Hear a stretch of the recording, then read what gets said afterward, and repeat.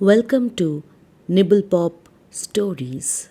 Today we are going to listen to the story of James Joyce's novel, A Portrait of the Artist as a Young Man. When we start the story, Stephen Dedalus is a baby, a toddler. He talks, thinks, and notices things around him like a baby. He pays attention to the people and sights in front of him. He is inspired by sounds and smells and imaginations. We will shortly get into his head and see what is cooking there as he grows up to be an artist. But first, we start with some basic information. The story takes place in Ireland in the late 19th century. Baby Stephen is just 3 years old and he comes from an Irish Catholic family. He is the oldest of 10 children. His uncle Charles also lives with the family. Stephen's dad, Simon Dedalus, tells him a story about a cow meeting a boy named Baby Taku. Stephen imagines he is Baby Taku and the cow is walking down a nearby road. On that road, a woman named Betty sells candy and sings an old song.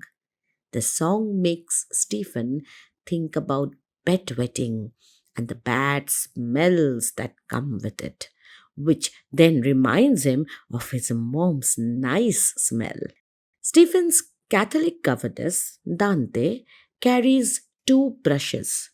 The one with a maroon velvet back stands for Michael David, and the brush with a green velvet back stands for Charles Parnell. For your information, both of David and Parnell were nationalist leaders of Ireland who championed Ireland's self rule from England in the late 19th century. One day, young Stephen announces that when he grows up, he will marry the girl next door, Eileen Vance. This makes Dante really angry. Why? Because Eileen is a Protestant. Dante warns Stephen that eagles will eat his eyes if he doesn't apologize. Instead of apologizing, Stephen turns the threat into a little song. It goes, pull out his eyes, apologize, apologize, pull out his eyes. Stephen is admitted to the boarding school of Clongowes. From the beginning, he feels isolated from the other kids. The other boys are rough and strong in group games. He feels cold, weak, and shy. He prefers to read alone. He feels terribly homesick and comforts himself by thinking about returning home. One day, a classmate named Wells pushes him into a ditch.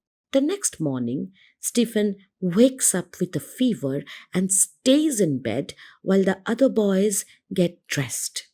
A teacher comes to feel Stephen's head, but the teacher's cold hand makes Stephen think of the rats in the ditch. The teacher takes Stephen to the infirmary, where he thinks about death and his own funeral.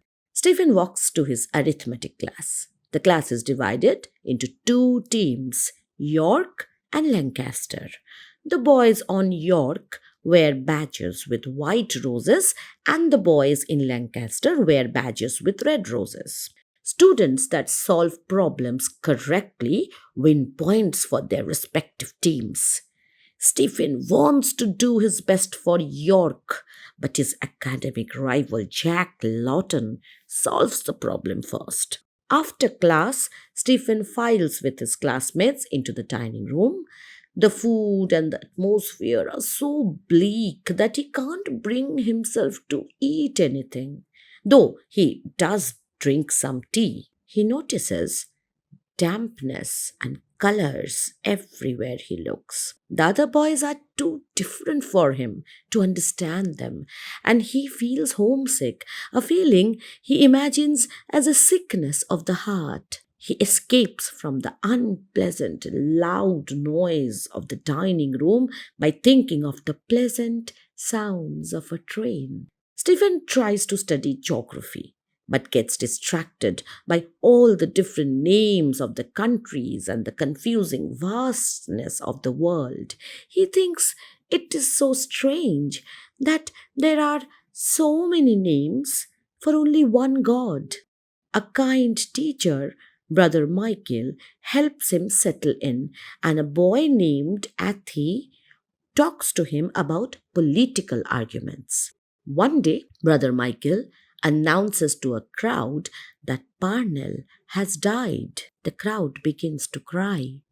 Stephen remembers that his governess, Dante, had recently torn the green from the Parnell brush because she decided that Parnell was a bad person. He realizes that his family is divided over politics, but he doesn't understand why.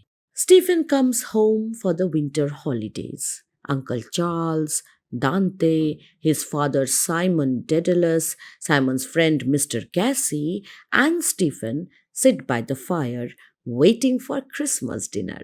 It is the first time Stephen eats at the table with the adults.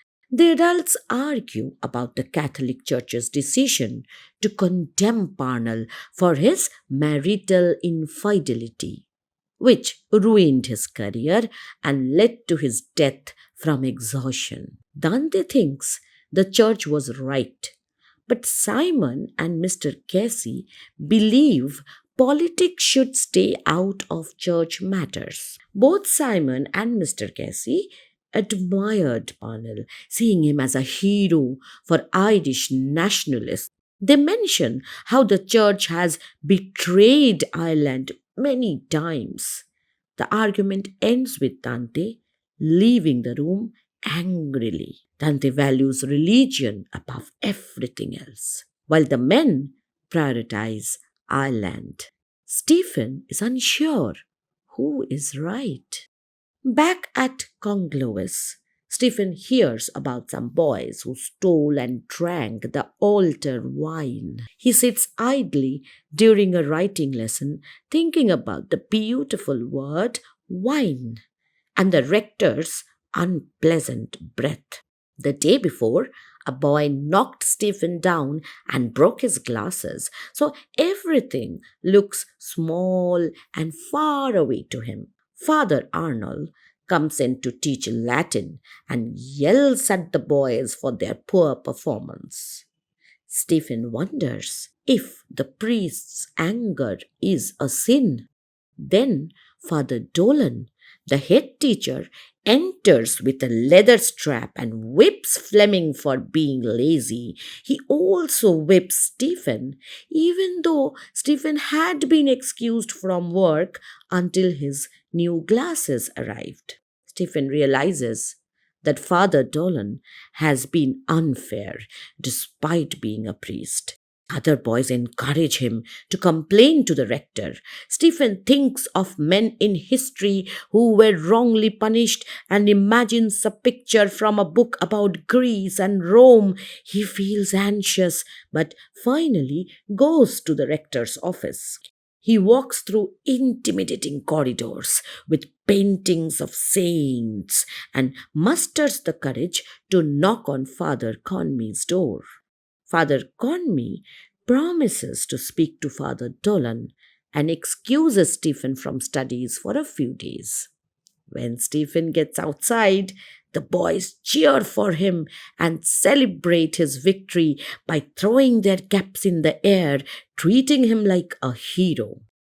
Stephen spends the summer at his family's house in Blackrock, a suburb of Dublin. He spends most of his time with Uncle Charles, who smokes smelly tobacco and takes Stephen on long walks. On their walks, they meet Mike Flynn, a retired athletic trainer and a friend of Stephen's father. Mike teaches Stephen how to run and makes him do laps around the park. On the way home, Stephen and Uncle Charles stop by the chapel to pray. On Sundays, Stephen, his father, and Uncle Charles go for long walks around the neighborhood. Stephen eagerly listens as the men talk about politics and family, looking forward to the day when he can fully participate in their world. In the evenings, he reads The Count of Monte Cristo, imagining himself in the protagonist's adventures and rejecting his old love, Mercedes. Stephen becomes friends with a boy named Aubrey Mills, and they form an adventurers club, fighting imaginary battles. Aubrey goes to school in the fall, but Stephen does not return to Clongowes because his family is having financial troubles. He imagines the simple life of a milkman, but feels a restless ambition. Stephen feels different from other children and has a vague sense of a world of images he longs to experience. He also awaits some kind of transformation, though he is not sure what it will mean for him. That autumn, the family moves to a shabby home in Dublin. Stephen knows his father is in some kind of trouble, but he can't do much to help. The move is depressing, and Dublin brings new urban experiences. Stephen has the freedom to wander around, but he still feels a vague restlessness. The world seems beautifully different to him, but also dirty and empty. One day, he attends a children's party, which annoys and bores him. Afterwards, a neighbor girl walks with Stephen to the tram. They talk on the way home, and Stephen develops a crush on her, but he can't gather the courage to kiss her. The next day, Stephen tries to write a poem for her. He removes any specific details and leaves only soft romantic images like the moon, wind, and silence. A few days later, Stephen learns he will be attending Belvedere, a Jesuit school, and his younger brother Maurice will join him. We jump forward in time. Stephen is now 16. It's the end of his second year, and he is the second best student in his class. He is also a successful essayist and actor at his school, Belvedere. Stephen gets into an argument with Heron and a few other boys about their favorite writers. Stephen insists that Byron is the greatest poet, but the other boys argue that Byron is a heretic. They force him to admit that Byron isn't good as a poet or as a man. Stephen breaks free and runs away. Later that day, a teacher accuses Stephen of writing heretical thoughts in his essay.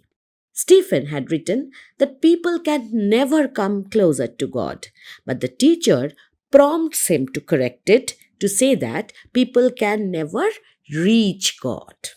Stephen has been cast in a school play, taking the role of a stern and foolish teacher because of his height and serious manner. A boy tells Stephen to get dressed and ready for his part. As the curtain is about to go up, Stephen thinks about the silliness of his role and feels humiliated. He finds some friends smoking cigarettes.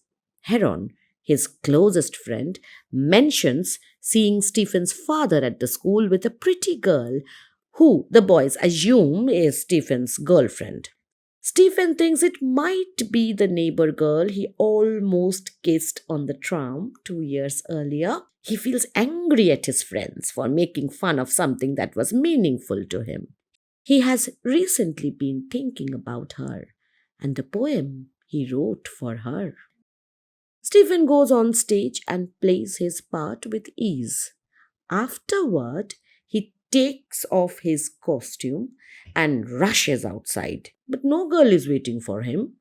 He storms off in disappointment, leaving his family behind. He looks at a morgue across the street and breathes in the smells of horsey urine and decay. Somehow, the smell calms him down. A few days later, Stephen and his father take the night train to Cork, Simon's hometown, where Simon plans to sell some property at an auction.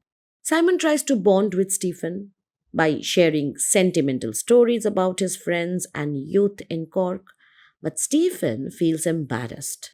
Stephen falls asleep and wakes up at dawn, feeling disturbed by the sight of the sleeping passengers on the train. He tries to pray but finds he cannot, and his thoughts take on the rhythm of the train wheels. In the morning, they stay at a hotel. Over breakfast, Stephen's father, Simon, chats with the waiter and porter to find out which of his old friends are still alive. They walk around Simon's old college and look at the inscriptions on the desks. The word fetus carved into the wood startles Stephen and gives him a vivid image of student life in his father's time, more vivid than any of his father's cheerful stories. The word haunts him and reminds him of his own impure thoughts, making him feel that the outer world is expressing his inner darkness. After Simon sells his property, he takes Stephen from bar to bar. Stephen feels embarrassed by his father's sentimentality, excessive drinking, and creepy friends. He feels distant from the men as if he were older than they are. He feels his childhood self has died and he has forgotten how to feel happiness, believing his only true emotion is lust. He recalls lines from a Shelley poem that describe a similar feeling which distract and console him. Stephen receives a large monetary prize of £33 for his excellent academic performance. He quickly spends the money generously on friends and family, buying expensive food, theatre tickets, and presents.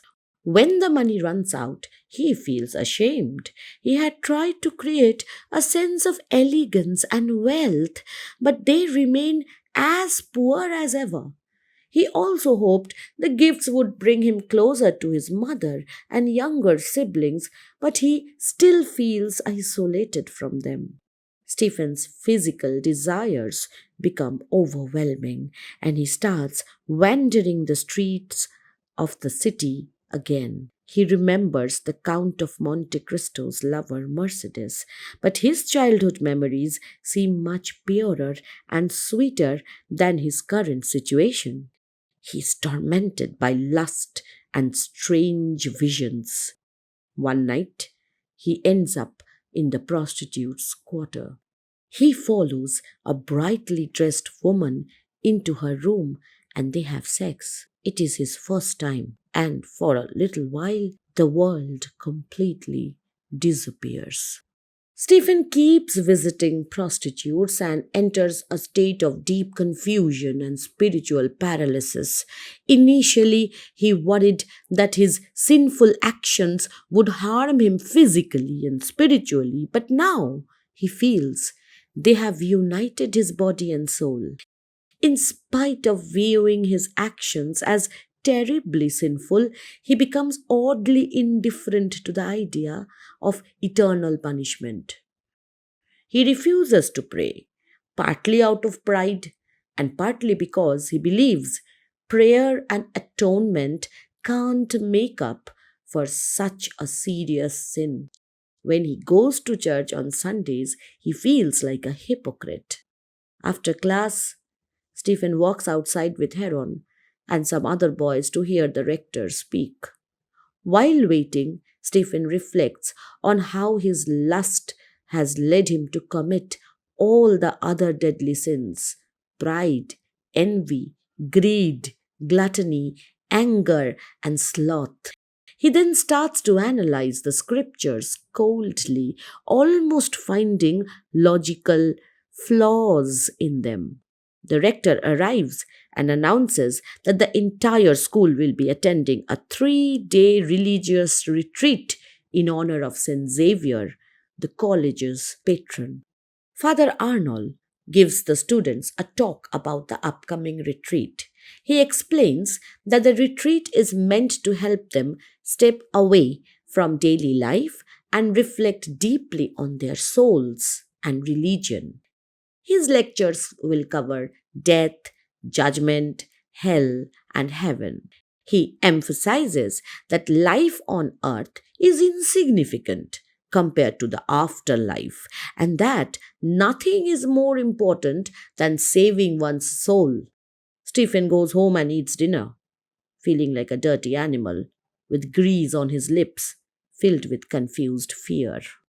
The next day's lecture on death deeply impacts Stephen. He imagines his own death and being sent to hell by God.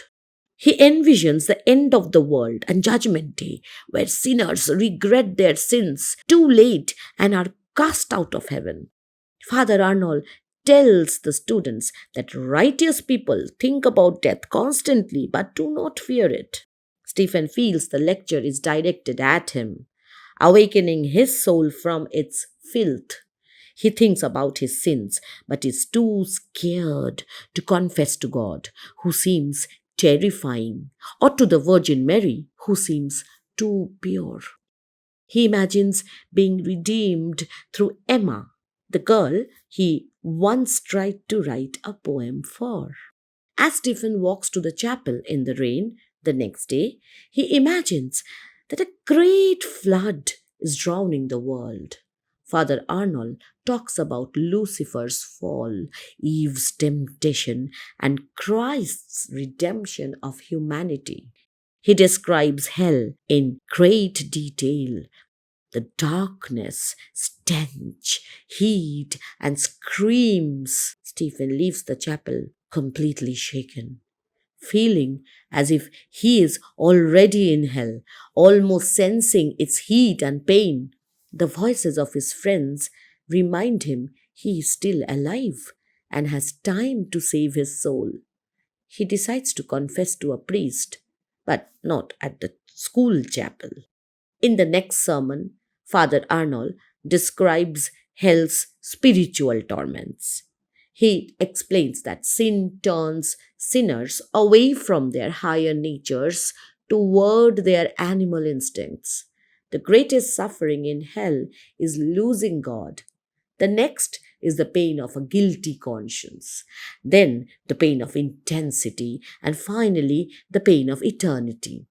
The boys recite the words of contrition, showing they have repented for their sins.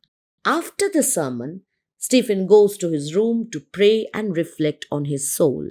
He feels cold and confused, horrified by his many sins. He tries to block out all sights and sounds, but is overwhelmed by a disgusting vision of hell filled with demons and filth. He prays at the window, mourning his lost innocence. Stephen leaves the house, confused by the demands and foolishness of his animal nature. Determined to confess his sins, he finds a chapel on a familiar street. Inside, he feels humiliated, but resolves to live a pure life under God. He confesses his sins to the priest. The priest urges him to abandon his sinful habits and absolves him. Stephen is moved to tears and walks home feeling pure and clean. Even his kitchen seems peaceful and glorious. Stephen becomes extremely religious, praying every day. He dismisses any doubts, believing that everything will become clear as he grows spiritually. He feels closer to God and thinks of his prayers as adding up money in a divine bank account. He constantly prays for redemption. He sees the world as a sign of God's love, making everything else seem unimportant. To stay grounded, he disciplines his senses. He looks down when walking, tolerates unpleasant sounds and smells, fasts often, and puts himself in uncomfortable or painful positions. At first, he resists sinful thoughts, but struggles with minor anger and irritation. Gradually, prayer stops being a comfort. He feels tempted to sin again, but resists. He starts feeling guilty all the time and doubts if his religious efforts are improving his soul. Eventually, Stephen's old independent nature resurfaces. He finds it hard to keep up a saintly calm. His self discipline methods make him more irritable. He doesn't become more kind or loving to his family and peers. He thinks about the clergymen he knows, noticing they also have human flaws and irritations. He also starts questioning the strict divisions of virtues and wisdom in Catholicism. The school director asks Stephen to his office. Noticing Stephen's devotion and academic talent, the director suggests that Stephen consider becoming a priest. He describes the great responsibility and power of a priest. Stephen imagines himself with this power, knowing the dark secrets of women through confessions while staying free from sin. However, he then thinks about spending his life pondering difficult Catholic questions and the stale smell of places like Clongowes. He realizes that this life is not for him. He reflects on how little his religious devotion has truly changed him. He decides he will never join any institution or order and that he will seek wisdom on his own, even if it means sinning again and again. On his way home, he sees a neat shrine to the Virgin Mary. Walking down a lane to his home, he notices the faint smell of rotting cabbages from nearby gardens. He realizes that he prefers the simple, messy parts of life over the tidiness of the shrine.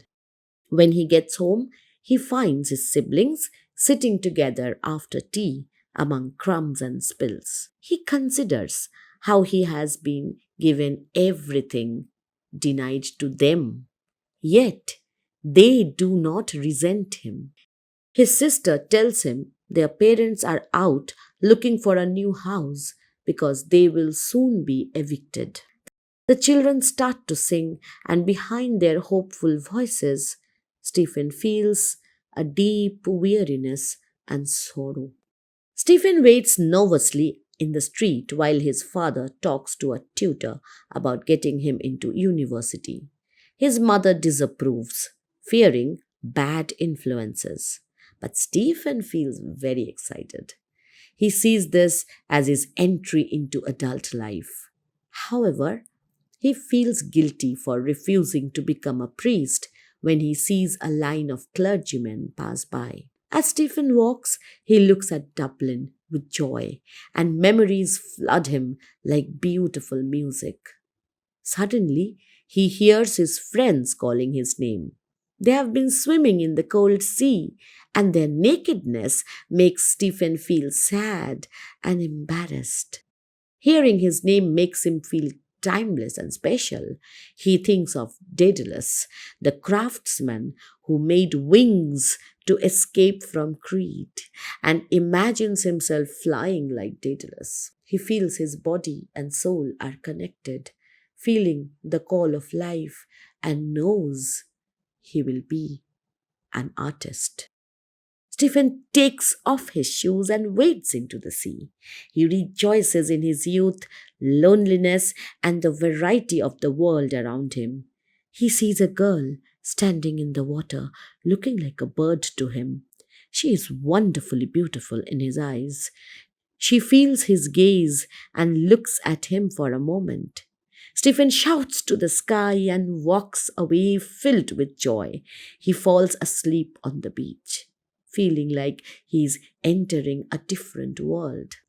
When he wakes up in the evening, he is still filled with joy. Years have passed.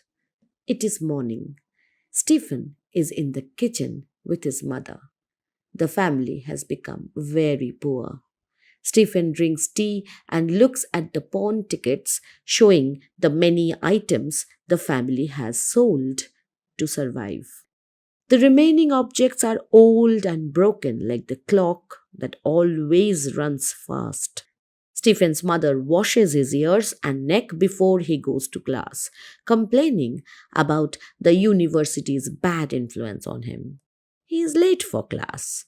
He hears his father ask one of his sisters if her lazy brother has left yet. Stephen heads to class. His parents' words and the screams of a nun in a nearby asylum dampen his mood.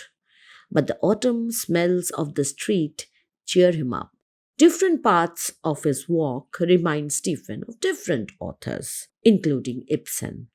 He mostly studies Aristotle and Aquinas, but enjoys reading Elizabethan poems for fun. He searches for insights in old texts, feeling both pleasure and detachment when he finds them. When a clock strikes 11, he realizes he missed his English and French lectures and decides to wander until his physics lecture at 1. Stephen comes across a statue of Thomas More, Ireland's national poet, which he looks at with some contempt because More is sentimental and moved to London. Stephen thinks More is pretending to be a true artist. The statue reminds him of his friend Devin, a simple minded student from the countryside and a strong Irish nationalist. Devin tries to make Stephen more patriotic. Stephen is skeptical of Irish politics and points out that the Irish have always betrayed their heroes. He finds Devin's limitations frustrating. Stephen walks by a monument to Wolfe Tone, an Irish revolutionary hero, and remembers its noisy construction with dislike. The smell of wet trees and earth feels like the soul of the city to him. Stephen walks to his physics classroom and finds the Dean of Studies struggling to light a fire. The Dean seems pathetic to Stephen, old, submissive, unenlightened. The Dean stands up and asks Stephen about his definition of beauty. Stephen quotes Aquinas, saying beauty is what pleases and is desired. The conversation fizzles out and Stephen pities the Dean's cold and thankless life. They exchange vague statements about the similarities between truth and light. Next to the classroom door, a student named McCain collects signatures for a petition for universal peace. Cranley has already signed. Stephen thinks the Tsar looks like an insane Christ. McCain pressures Stephen to sign, but Stephen refuses. McCain accuses him of snobbery. It turns out everyone has signed the petition except Stephen. Devin asks if Stephen considers himself an Irishman. Stephen explains he doesn't want to be bound by nationality, language, or religion. When the other boys start a game, Stephen and another student, Lynch, walk away, talking. Stephen shares his ideas about pity and terror.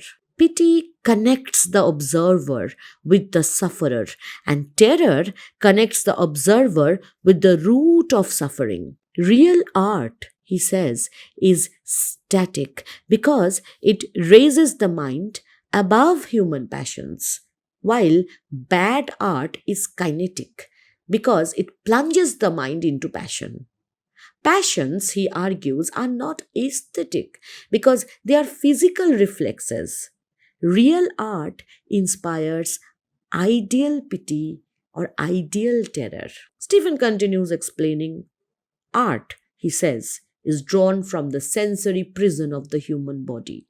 Beauty and truth create a sort of mental paralysis. Beauty is a combination of the sensible, and truth is a combination of the intelligible. To understand beauty, one must understand the structure of the imagination. Lynch, unsatisfied, keeps asking about beauty. Stephen gives an example. Why do we find women beautiful? One answer is that we are subconsciously attracted to their reproductive capacities, which Stephen finds depressing. He prefers the theory that all beautiful things share universal aspects of beauty. They run into a fat student named Donovan and talk briefly about exam results and dinner. After he leaves, they resume their conversation. Stephen refers again to Aquinas, who says beauty has three components: wholeness, harmony, and radiance. To see a basket, you must separate it from the world and understand its structure. Then see its radiance, the universal qualities of its beauty, and what makes it unique. Stephen thinks his words have cast a spell on his listener. Next, Stephen divides art into three forms: lyric, centered on the artist; epic, centered between the artist and the world; and dramatic, centered on the external world, hiding the artist. Stephen likes to ask himself if things like excrement or a child can be art. Lynch thinks these ideas are out of place on a rainy day in a troubled country. As they head to the library, Stephen sees Emma. She had been flirting with the priest last time he saw her, so he looks at her with spite. Other students talk dully about medical salaries. Stephen looks at Emma again and wonders if her life is beautiful, unconscious, and simple. But that night, he dreams about her and feels inspired to write another poem for her. He remembers she had flirted with the priest, and his inspiration fades. The image of Emma in his mind becomes mixed with images of other girls. To Stephen, Emma seems to represent the womanhood of her country. His inspiration returns, and he writes a few lofty and abstract verses. Suddenly, he is overcome by desire and quickly finishes the poem. It's been 10 years since he failed to write his first poem to Emma. This time, he succeeds, but he doesn't send it. Later, Stephen sits on the library steps watching a flock of birds. As he focuses on their shapes and sounds, he forgets about the fight he had with his mother. Everything around him reminds him of literature and philosophy. He thinks of thought, the god of writers, and feels some anxiety about leaving religion for art. This anxiety turns into excitement for the future, and memories of birds flying over water at dusk blend with the thoughts and sounds in his mind. Then Stephen goes into the library to find Cranley, who is discussing a chess problem with another student. Outside, a group of students gather around Temple, who is gossiping about a priest's affair. When Stephen and Cranley approach, Temple tries to impress them with random genealogical facts. Cranley shows his disdain for Temple. The other boys joke crudely. Stephen becomes distracted when Emma walks by. Cranley greets Emma, and Stephen suspects Cranley likes her too. He thinks of a line from a poem about dusk. Darkness falls from the air, and feels a sudden joy. He wonders if it's Emma or the line that causes it. He walks away from the others to be alone with his thoughts about Elizabethan poets. Most of his thoughts are influenced by literature, but they don't help him understand Emma. Suddenly, he feels as though he can smell her, and it overwhelms him. He scratches a louse from his neck and changes the line to brightness falls from the air. Stephen calls Cranley away for a private talk. He asks for advice about the fight with his mother, who wants him to participate in Easter rituals. Stephen no longer considers himself Catholic. Cranley suggests he should do it anyway to please his mother, as it costs nothing. A mother's love, Cranley says, is more real than any ideas. To Stephen, this feels like a compromise of his integrity. Stephen recalls religious figures who mistreated their mothers, but Cranley dismisses these points. Cranley even suggests that Christ might have been a hypocrite. Stephen is shocked and admits he sometimes fears the Catholic Church is right and he'll be damned. At that moment, they hear a servant woman singing an old Irish song, and Cranley says in Latin, "A woman sings." The beauty of the words moves Stephen more than the music or the woman, and the servant seems like an idealized woman to him. Stephen feels his friendship with Cranley is about to end. He tells Cranley he will leave Ireland soon, not to escape moral law, but to live and create freely. He wants to be independent. He is not afraid to be alone or to make mistakes, even if those mistakes send him to hell. In his diary, Stephen records the events of the following spring, his last days in Ireland. He writes about his long conversation with Cranley and speculates about Cranley's parents and family life. He argues again with his mother, this time about the Virgin Mary. She accuses him of reading too much and losing his faith, but he refuses to repent. He has two disturbing dreams. In the first, he stands in a castle filled with statues of kings who seem to judge human sin and folly. In the second dream, transparent people come out of a cave and silently stare at him. He meets with Emma and they actually talk. He's surprised to find that he likes her that evening, which is a new feeling for him. Before he leaves, his mother tells him she hopes he will learn something about the human heart. Stephen wishes for this too. Stephen is excited about leaving Ireland. On April 27th, he finally leaves Ireland, feeling joyful and enthusiastic. He invokes Dedalus, the mythical craftsman, as he makes his way into the world. So this is how the artist emerges from out of the child. And this is all about a portrait of the artist as a young man. So what do you think about this story? Which other stories do you want me to tell you? Do write in the comment section and subscribe if you like our content. So till we meet again, this is Monami Mukherjee signing off. Good night.